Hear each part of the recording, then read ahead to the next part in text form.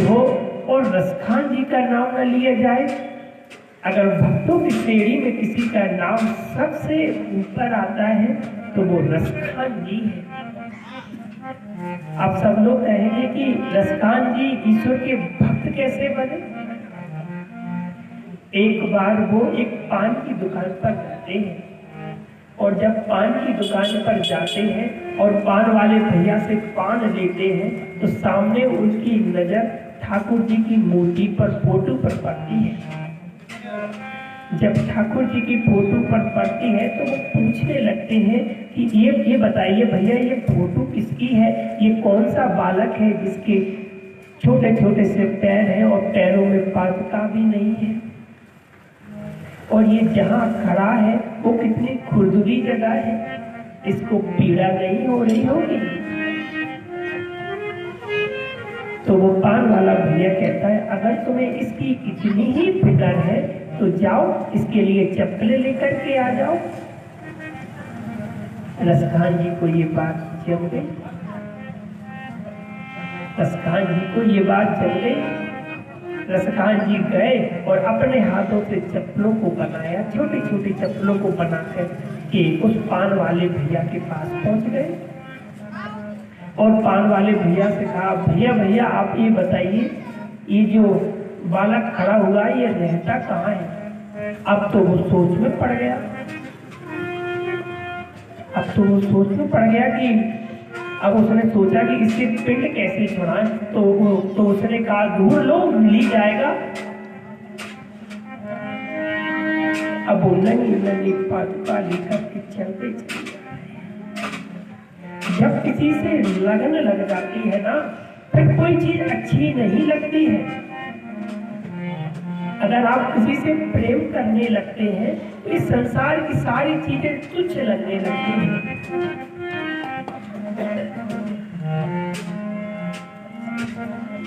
प्रेम के पाले पड़कर प्रभु को नियम बदलते देखा, अपना मान भले टल जाए पर भक्त का मान न टलते देखा। भगवान तो भक्त के बस में है, और बस में कैसे है?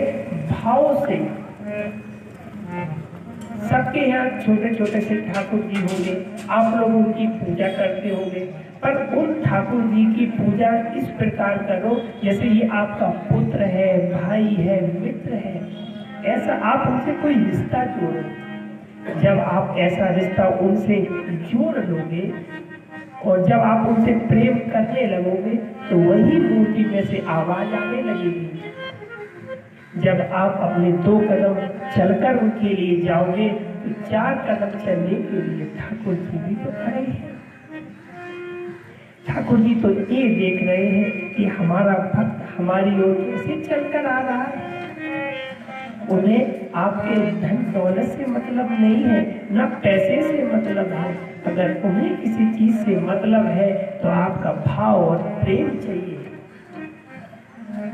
आप ये मत सोचो कि धनवान के ही यहाँ जाते हैं। अगर भगवान धनवान के ही यहाँ जाते तो भगवान छिलका क्यों खाते?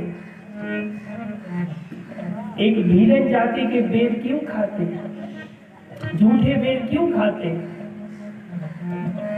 भगवान जात पात को नहीं मानते हैं। जात पात न पूछे कोई, हरि को भजे सो हरि को हुई। हम सब एक है।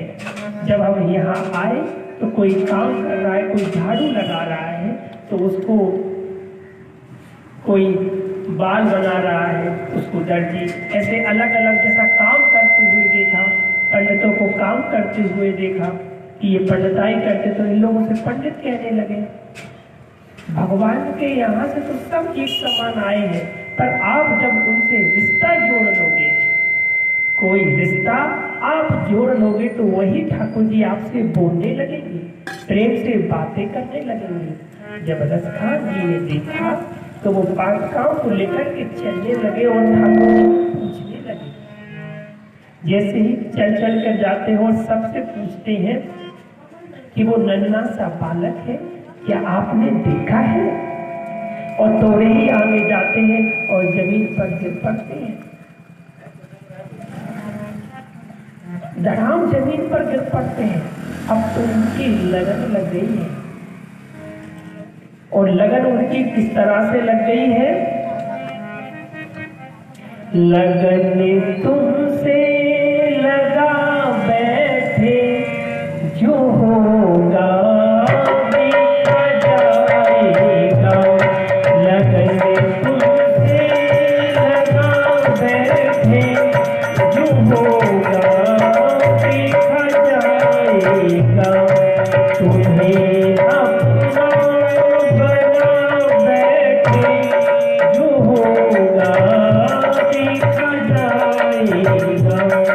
लगन तुमसे लगा बैठे, जो होगा देखा जाएगा।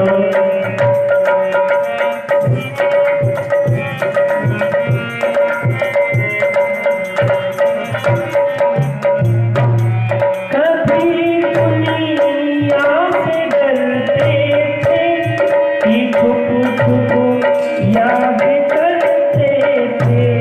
कभी दुनिया से डरते थे कि छुप छुप याद करते थे, कि छुप छुप याद करते थे। लुआब पर्दा, लुआब पर्दा हटा बैठे, जो होगा देखा जाएगा। लगन तुमसे लगा बैठे, जो होगा देखा जाएगा।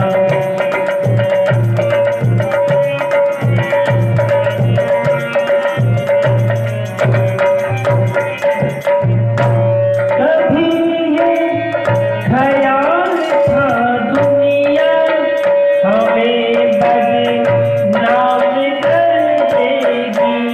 कभी ये ख्याल था दुनिया हमें बदनाम कर देगी, हमें बदनाम कर देगी। शर्म सब बेच को बैठे, शर्म सब बेच को बैठे, जो होगा देखा जाएगा। लगन तुमसे लगा बैठे, जो होगा देखा जाएगा। लगन तुमसे लगा बैठे, जो होगा देखा जाएगा। जब उनके वो दीवाने बन गए और दीवानों की तरह अपने कन्हैया को ढूंढने लगे, चारों तरफ जब कन्हैया दिखाई नहीं देते तो जमीन पर धड़ाम गिर पड़ते। सब लोगों के पास जाते, कहते क्यों तुमने ठाकुर जी को इनको देखा है? छोटा सा बालक कहाँ रहता है?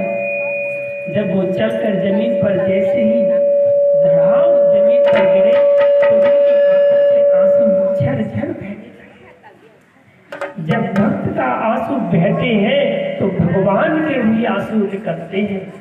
जब हमारे ठाकुर जी ने बैकुंठ में देखा कि हमारा भक्त छोटी छोटी पादुका लेकर के हमारे लिए लेकर के आ रहा है, तो भगवान भेष बदल कर पहुंचे, साधु का भेष बना लिया और साधु का भेष बनाकर पहुंचे। रसकान जी पूछने लगे, क्या तुमने छोटे से बालक को देखा? उसकी सुंदर सुंदर आंखें हैं, वो पैरों में पादुका पहने हैं, छोटे छोटे से हाथ हैं। तो जो भगवान भेष बदल कर आए थे उन्होंने कहा, हमने देखा है। ये कहाँ रहते हैं? ये वृंदावन में रहते हैं। वृंदावन में रहते हैं।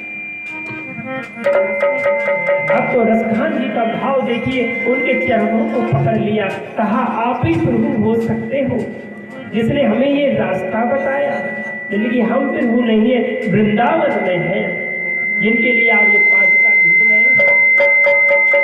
और वो पादुका लेकर के वो चलते चले जा रहे हैं और चलते चलते जैसे ही वृंदावन की पावन भूमि पर प्रवेश करते हैं, वृंदावन की भूमि का बड़ा ही महत्व है। जैसे ही वृंदावन की भूमि पर प्रवेश करते हैं तो जैसे ही गिरते हैं तो वहां की जो माटी को छूते हैं तो वृंदावन के ही हो जाते हैं। और जब वृंदावन में पहुंच के ठाकुर जी के मंदिर पर जाने लगते हैं, जैसे ही 2 कदम करके अंदर जाने लगते हैं तो वहां जो पुजारी खड़े थे, पुजारी अंदर जो नहीं जाने देते। कहते हैं तुम मुसलमान हो, तुम दूसरी बिरादरी के हो, हम तुम्हें मंदिर के अंदर प्रवेश नहीं करने देंगे। तुम्हें उन्हें बाहर फेंक देते हैं, बाहर निकाल देते हैं।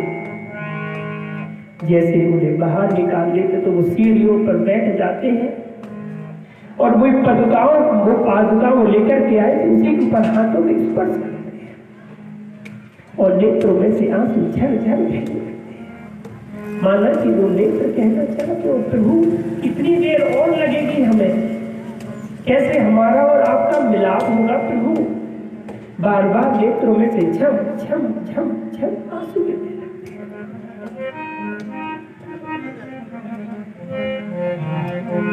दिन भर वो रोते रहते हैं, रोते रोते शाम हो जाती है और वो सो जाते हैं।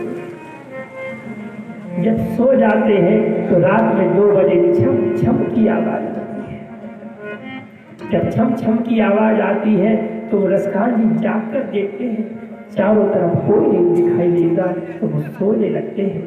जब दोबारा फिर सोते हैं तो दोबारा फिर आवाज आती है छम छम। रसखान जी फिर चारों तरफ देखते हैं, उन्हें कोई बालक नहीं दिखाई देता। तो रसखान जी कहते हैं आप कौन है भैया, सामने तो आओ। कोई दिखाई नहीं देता, फिर सो जाते हैं और जैसे ही आंखें बंद करती हैं तो पास में छम छम आती है, जिनकी भैया आ तो जाओ कौन हो। और जैसे ही वो पुकारते हैं भाव से तो छोटे से बालक के रूप में वो जैसे ही रसखान जी उन्हें देखते हैं तो उनकी आंखों में से आंसू गिरने लगते हैं, छम छम उनकी आंखों से नेत्र बहने लगते हैं। नेत्रों की जब नेत्रों में से आंसू झम झम बरसने लगते हैं और वो बालक को लेकर के अपने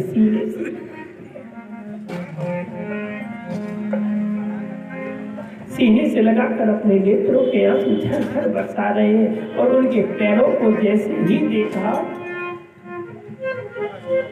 क्योंकि उन्होंने कहा था वृंदावन से आ जाओ और कन्हैया तो मथुरा में रहते हैं, और जब वे वृंदावन में बुलाया तो मथुरा से वो पैदल पैदल आए। और जब पैदल पैदल वो आए तो उनके पैरों में कंकड़ छोटे छोटे से कांटे लग गए। अब वो उनके पैरों को पकड़कर उनके कांटों को निकाल रहे हैं और कांटों में से नेत्रों में से झम झम आंसू बरस रहे हैं। और उन्होंने जैसे ही गोदी में लिया और उनको पाल दिया, ऐसा वर्णन आता है कि जैसे ही उन्होंने पादका पहनाई और उनके नेत्रों में से आंसू निकले तो वो उन्हीं में समावित हो गए। बोलिए वृंदावन बिहारी लाल की जय। ऐसे हमारे कन्हैया है। कन्हैया तो केवल भाव देखते हैं, भाव भाव अलग आलसू नाम जपत मंगल। भाव की प्रधानता है। जिस भाव से आप अपने ठाकुर जी को मनाएंगे, पूजा करेंगे, भगवान उसी रूप में आपके यहाँ आकर आपका संकट हरेंगे।